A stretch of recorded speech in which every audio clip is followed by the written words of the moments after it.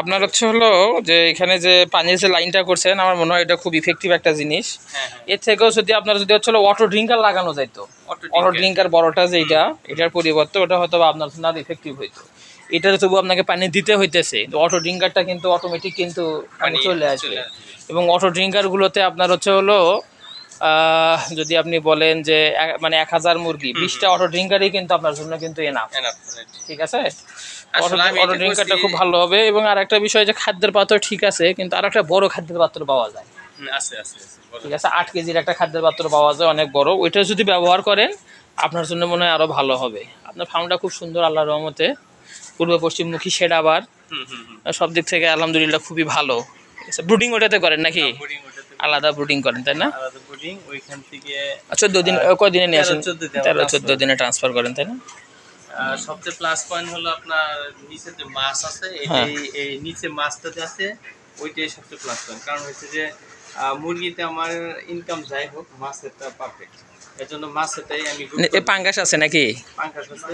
পাঙ্গাস তেলা না, এর জন্য মানে নরমালি তো আপনার মাছের ক্ষতি হওয়ার সম্ভাবনা আরো কম। কি জন্য? যে মুরগি তো ব্রয়লার মুরগির যে আপনার লিটারটা যেটা, এটা তো 21 দিন পর থেকে বেশি হয় আর কি। তা বাদে দেখা গেল ওই 10 দিন 12 দিনে যেটা হয়, এটা খুব একটা যে অ্যামোনিয়া যে বাড়াবে পুকুরের এমনটা না।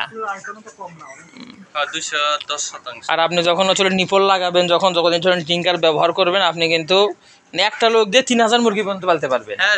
অনায়াসে পালা সম্ভব। শুধুমাত্র সকালবেলা খাবার দেওয়া, যত সুন্দর লাইন করে দিয়েছেন আপনি, এত সুন্দর একটা লাইন, খাবার শেষ হবে একসাথে, খাবার শেষ হবে একসাথে, খাবার শুরু করবে একসাথে, খাবার দেওয়া হবে, তাই না? যথেষ্ট পরিমাণ সুযোগ সুবিধা আছে। তবে আপনি এই যে এই ফ্যানটা ব্যবহার না করে যদি 4-5টা যদি আপনি যদি স্ট্যান্ড ফ্যানই ব্যবহার করেন, আসলে এইখানে আমার ঘরটা মোটামুটি সব সময় কম বেশি বাতাস লাগে আর কি। বাতাস থাকে, এর জন্য আমি ওই একটা স্ট্যান্ড ফ্যান লাগাইছি। দেখা যায় যে পুরা ঘরটাতেই মোটামুটি বাতাস সবসময় থাকে। সবচেয়ে প্লাস পয়েন্ট হলো যে আপনার পাশ দিয়ে গরমের সময় যে গাছগুলো ছায়া করে, আর পানির থেকে এতটা ইউজ না, পানির থেকে অনেক উপরে হলো মাসাল। পর্দা ম্যানেজমেন্টটা ভাই একটু হচ্ছে হলো মানে আমরা যেটা স্ট্যান্ডার্ড বলি আর কি সিপি কন্ট্রাক্ট ফার্মিং থেকে, যেটা হচ্ছে হলো আপনার উপর থেকে নিচ দিকে নামবে।